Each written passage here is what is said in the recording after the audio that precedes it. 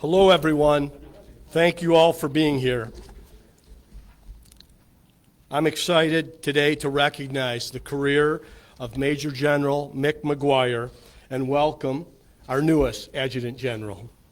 I've had the honor of working with Major General McGuire since I first took office.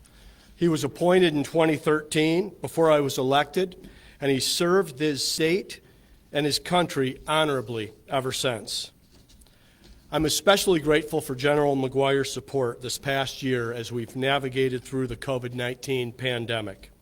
He stepped into an outsized role early on, and he and his team have been instrumental ever since. Members of the National Guard have helped operate testing sites, transported medical supplies to remote areas of our state, packed boxes and distributed food at local food banks, and most recently, they've helped operate our mass vaccination sites very successfully. I want to thank all the members of the National Guard for your dedication and hard work. I also want to recognize the work that General McGuire and his team have done to help secure our borders over the past few years. In 2018, we deployed more than 300 troops from the National Guard to support President Trump's border security mission. The support mission was a success thanks to the dedication of our troops and the leadership of General McGuire. I look forward to working with General McGuire's successor to address the present situation at the border. And with that, today I am eager to announce that I will be appointing General Kerry Mullenbeck as Arizona's newest Adjutant General and the Director of the Arizona Department of Emergency and Military Affairs. General Mullenbeck moved to Arizona in 1993, where she served as an Assistant Staff Judge Advocate at Davis-Monthan Air Force Base. Then in 1997, she joined the Arizona Air National Guard, serving as both a wing level and headquarters staff judge advocate. General Mullenbeck served in numerous roles until she became Arizona's Deputy Adjutant General in 2018. Kerry has a PhD in Justice Studies. She has a law degree, and she has over 2 decades of leadership and expertise in the National Guard. Now, General Mullenbeck can add another title to her impressive resume, the first female Adjutant General in the history of Arizona. I could go on all day about the General's accomplishments, but they aren't the only reason I selected her as our next Adjutant General. What sold me on General Mullenbeck was her record of proven leadership and her consistent determination to serve her country. Before General Mullenbeck retired, she was responsible for bringing together every branch of the National Guard to address emergencies. Leadership like this will be critical as we face the many challenges in front of us, from COVID-19 to natural disasters to public safety. Not only that, but she understands the importance of building and recruiting to the National Guard in a state with a growing and changing population. Lastly, as a one-star general, not only is she formally able to immediately serve Arizona as Adjutant General, I know that she's ready to serve Arizona as well. She's shown nothing but dedication to her state and her country for nearly 30 years. And I'm excited for this next chapter in her exceptional career. It's my honor to appoint General Mullenbeck as our next Adjutant General. I'll hand it over to you, General.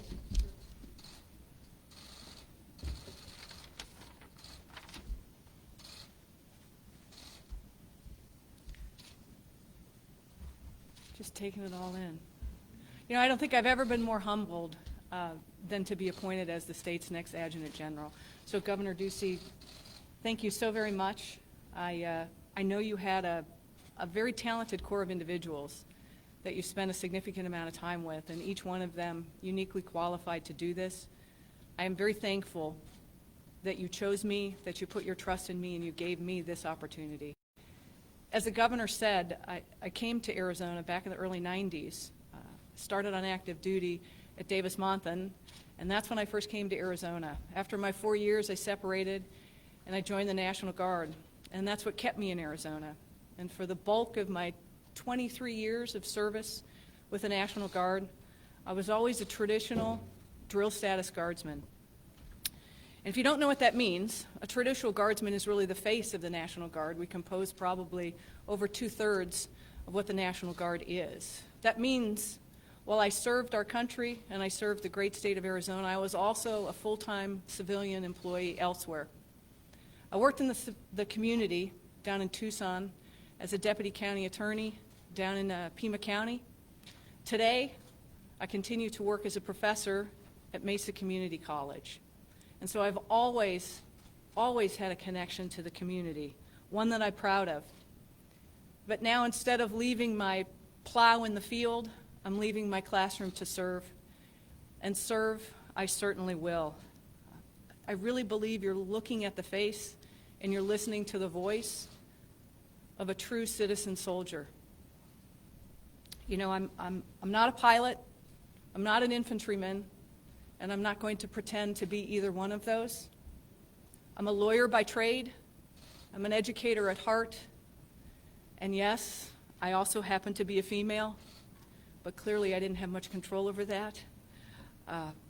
Don't get me wrong, the historical importance of being the first female adjutant general in Arizona is not lost on me, but I do hope that what I've done and who I am is more important than simply my sex. You know, I've never considered myself a female member of the military. I was always just another member of the military.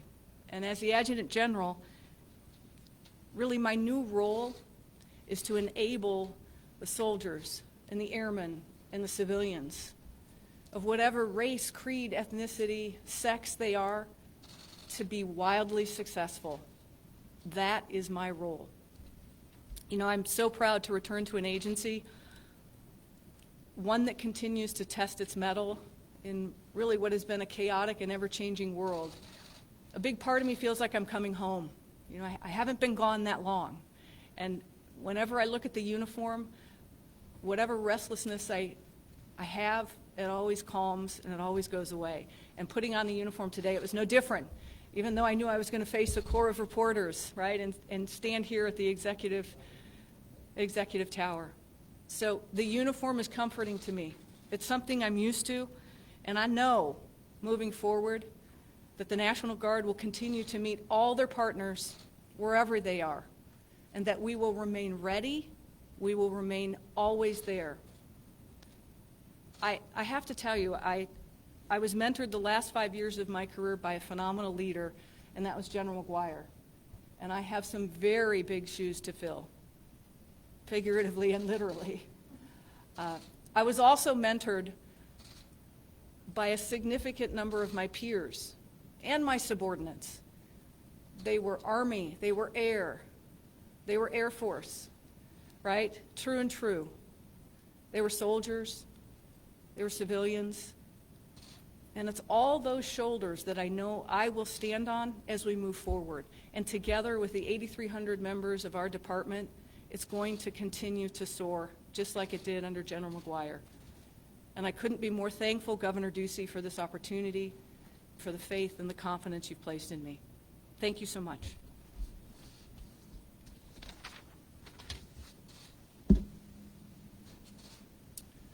Thank you very much, General, and welcome aboard.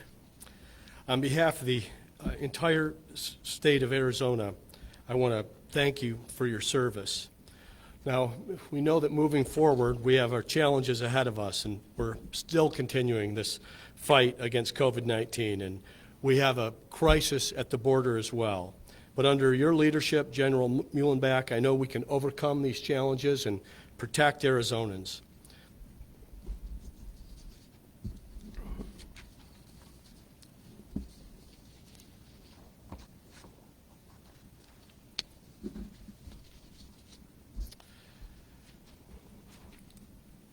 So before we get to questions, I want to once again recognize General McGuire for his service to the state of Arizona and the United States. from his time as an Air Force pilot to his tenure as the Adjutant General of Arizona, General McGuire's overcome numerous challenges with leadership and determination. I want to thank him for his service to our state and our nation. I want to thank him for what he has stepped up to do leading DEMA during this pandemic. He's been someone that has served the state, the administration, and the nation very well. And I also want to thank him for his help in this transition. If the women and men that General McGuire put in front of me for this selection process are any reflection of the talent and depth of the United States military, we can all sleep very well tonight in the homeland, and I pity our enemies around the globe. And with that, I'll turn it over to you, General McGuire. Thank you, Governor Ducey. Thank you very much, and good morning, General Mullenbeck, and good morning to all partners in the media and fellow citizens here in Arizona. I first want to say thank you to Governor Ducey. I've served with Governor Ducey since the transition in 2014 and then into 2015, and I appreciate the trust and confidence you have put in me and the entire 8,300 men and women team here in the Arizona National Guard.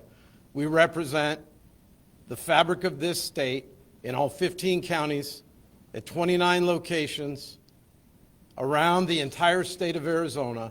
We represent urban and rural, teachers and factory workers, plumbers and pilots. And they come to work every day as part of the community. And over the last year, we called 85% of them to duty at some point. The height of it being during the civil unrest when there was a statewide curfew declared. 85%. To put that in context, we have never deployed that number of National Guardsmen for responses in the homeland since the first Adjutant General was appointed in Arizona in 1865. And the only time we've had that level of participation occur was after the bombing of Pearl Harbor and the mobilization of this great nation in World War II. And it's why you hear me say, these young men and women are the next greatest generation. I'd be remiss if I did not say thank you to Governor Brewer for having the trust and confidence in me to take a risk on a young one-star general from Tucson, Arizona that was serving as an F-16 pilot and saying, you've never spent a day in your life at the state headquarters, not one day. No, ma'am, you're perfect. Why? Because if there needs to be cultural change, innovative thought, sometimes you got to think outside the box. And I thank her for taking that risk. And to all of the soldiers and airmen in the organization, you know, we understand this idea of faith, family, duty. My family, my wife, and 3 beautiful daughters, they sacrifice.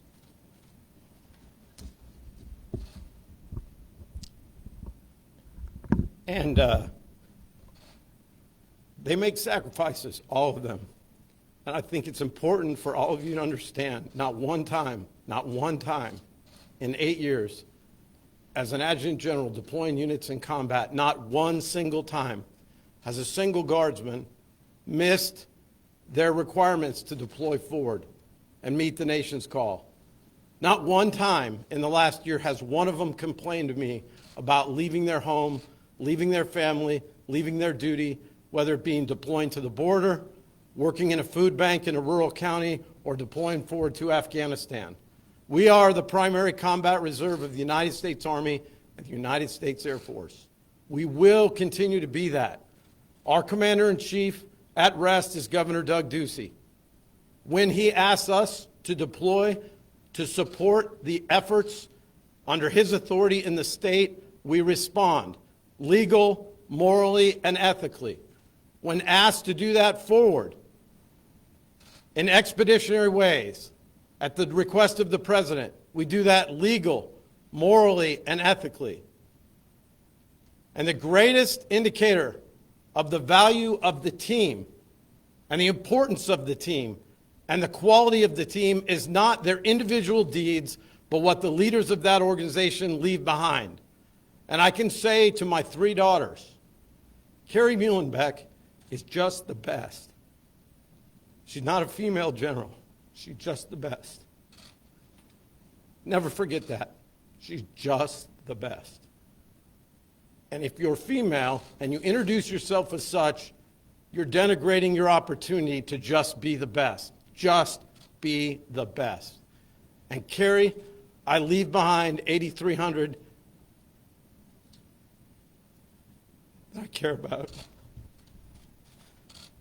They've been my kids for the last 8 years. Take good care of them. Thanks, sir. Thank you very much, General McGuire. And again, thank you for your service on behalf of the entire state of Arizona. Not only your service, but your wife and 3 daughters as well.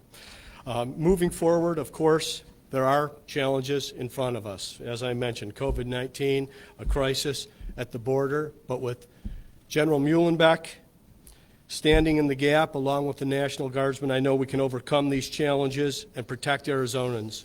And with that, we'll take some questions. CJ? Let's be respectful of each other. I want to give everyone an opportunity to ask at least one question, and we'll make another round if we have time. Mark. Yes, thank you, Governor. Question to you regarding the border. You have been pretty outspoken about the federal government's responsibility down there. Maybe you seem to suggest there may be options that you as governor may take forward. Interesting to find out what they are and how does the new general play into those options. Thank you, Mark. Yeah, we definitely do have a crisis at the border.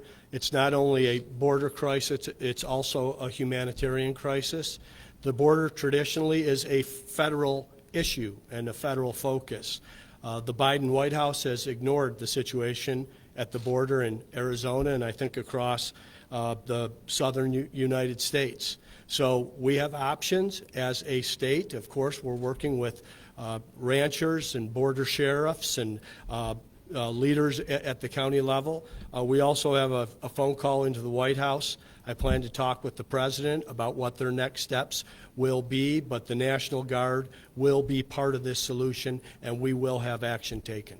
Can you give me any sort of specifics as to what the options you're specifically thinking about and the implementation of the Guard? Well, I'd say the first actions that I'd like to see is the federal government actually do its job.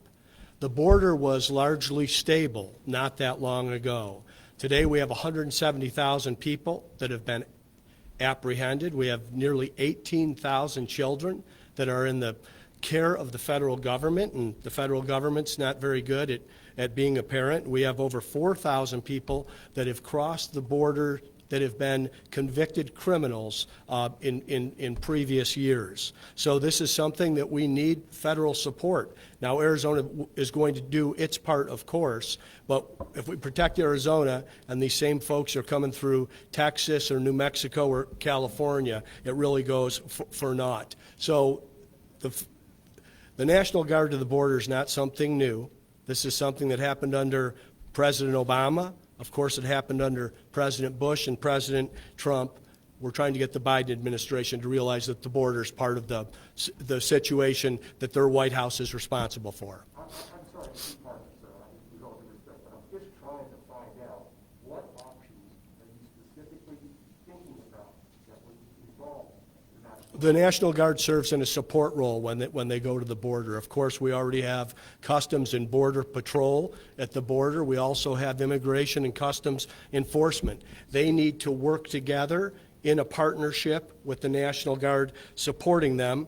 President Biden put Vice President Harris in charge of the border, and Vice President Harris has equated ICE to the KKK. So I don't have a lot of faith in the seriousness that they're taking of the situation at the border. Howie. Just real quickly before I get to my question, I just want to follow up. Are you willing to, if the federal government is going to fund it, are you willing to use state funds?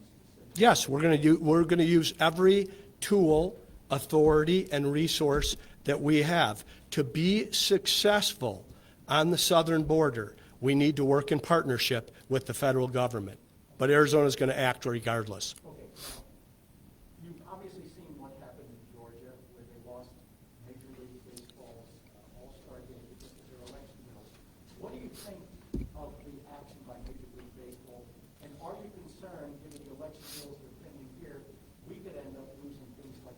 I think Major League Baseball made a big mistake. I'd like to keep politics out of baseball. That's how I prefer it, and I really feel for the folks around the stadium in Atlanta, the small business people and the people that count on an event like that and have likely planned all year to take advantage of it, especially with us coming back to life and getting out and about, and hopefully it'll be a sellout crowd for what the All-Star Game should have been in Atlanta, honoring Hank Aaron, the home run king, and also a major figure in the civil rights movement. So I think it was a big mistake. In terms of what we're going to do here in Arizona, I'm going to sign good policy, okay? And I report to the people of Arizona, not a major sports league. And I'm going to make decisions on the policies that are put in front of me. And if good policy is put in front of me, I'm going to enthusiastically sign it. Just briefly following on that, you probably saw the letter from members of Greater King's leadership, led by Michael Biverill, somebody I know you talk with regularly. They have some concerns, and they want to make sure that these bills do not become law. Are you willing to listen to that? I report to the people of Arizona. I listen to the citizens of Arizona. There's always bills. There are always bills in the legislature that cause people concern. Good bills get signed, bad bills get vetoed. I think we ought to stick to the facts on what's in a bill. And I don't think that the facts were really part of the reporting on the laws that were passed in Georgia, but I'm going to stick to my lane, and that's Arizona. Chair. Remember, obviously, Senate President Faye last week announced her audit team for the election officials in the county.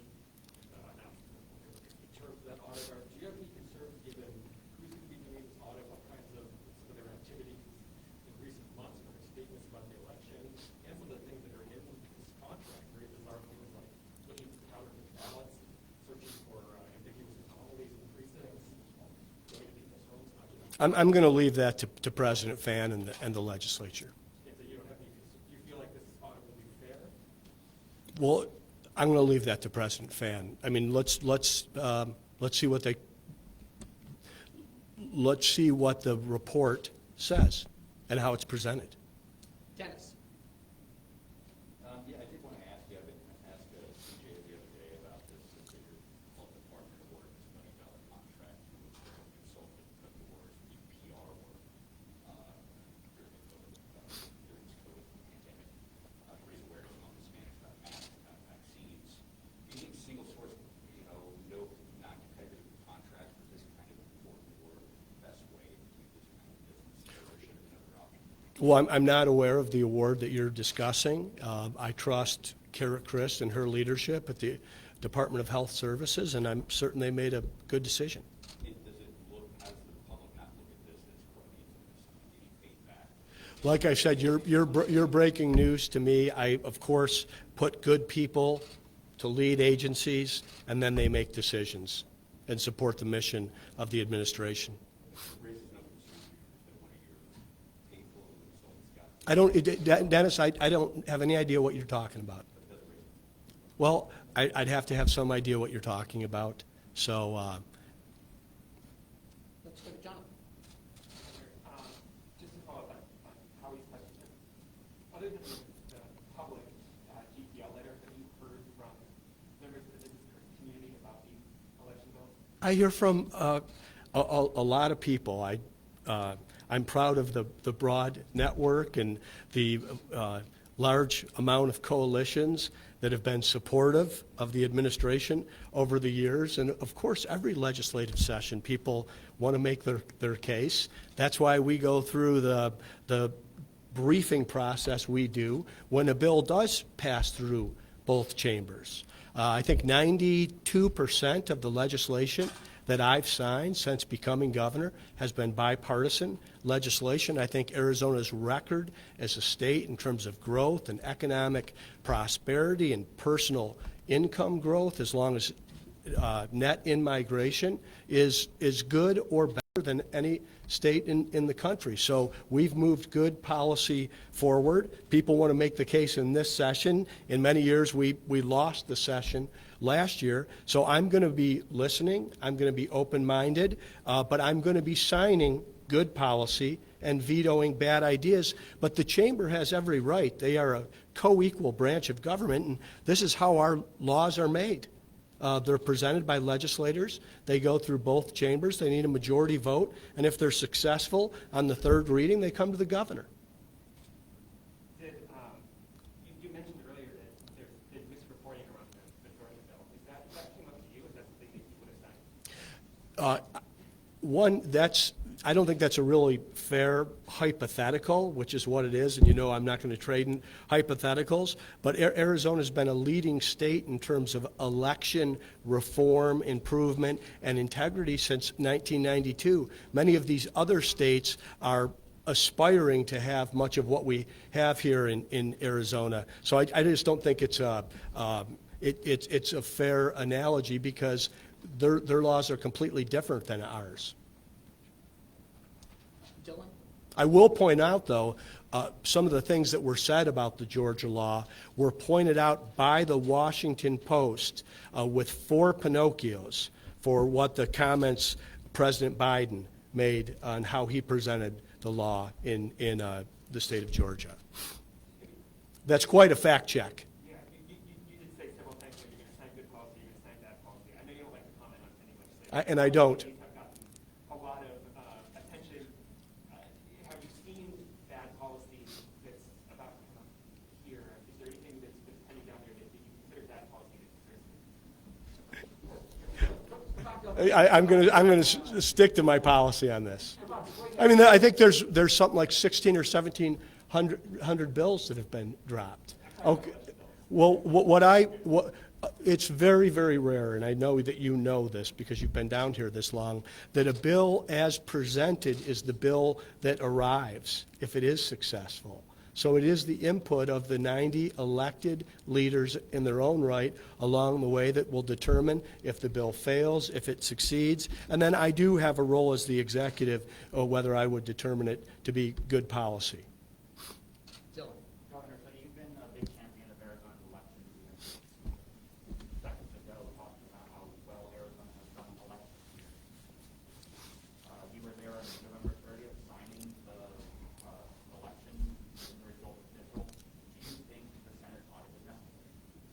I'm going to leave that to the Senate. I've said what I've said about Arizona's elections. Of course, you were there on the 30th. All 15 of our counties certified the results. They were audited. The votes were tabulated and determined to be accurate. So, but the Senate is a co-equal branch of government, and they've made a decision. They can pursue it. Right, but Maricopa County also conducted 2 audits that came up with no discrepancy of fraud. Do you think this audit is unnecessary? I'm going to leave it to I'm going to leave it to President Fan. Do you think it's based on a law? I'm going to leave it to President Fan. Maria, any questions? Yeah, sorry. Shifting gears real quick, Governor, you signed a law that would essentially, or that you described essentially as a strike or proactive measure to block enforcement and federal gun reform. Is there any type of gun control measures that would support? I know in the past you had advocated for so-called red flag gun laws here. Is there any concrete reform that you could see? We're going to protect the Second Amendment rights in Arizona. The law that I signed was a proactive law that would preclude any unconstitutional changes or things that would erode people's enumerated rights in the state of Arizona. What I'd like to see happen is our existing laws that are on the books to be enforced. I think that's the best way that we can have a safer state and a safer country. Is there any room for changes in terms of gun policy?